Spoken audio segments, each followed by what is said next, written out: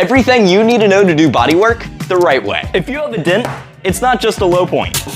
There's a ring of high spots around it as well. If we just put filler over a dent, after sanding we'll have a wave in the panel. So we have to use a hammer and a dolly to tap out the highs, which will also bring up the lows. But if you hear the hammer and dolly pinging, then you're stretching the metal, making it a whole lot worse. Once you're done with metalworking, it's inevitably still gonna have a few imperfections. So we're gonna thoroughly sand it with 80 grit sandpaper so the filler is something to bite onto. Then clean it with a degreaser.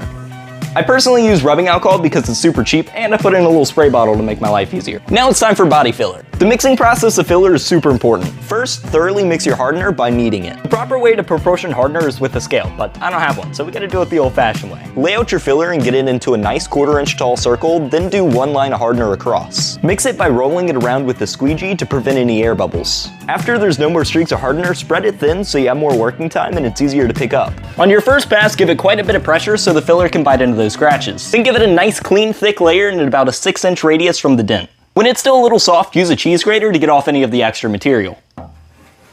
Then sand it in crosshatch patterns to get it nice and straight. Once it's roughed in, use guide coat to help you see the shape and the highs and lows. The second you start seeing bare metal high spots, stop sanding because you're either all done or need to do more metalworking and try again.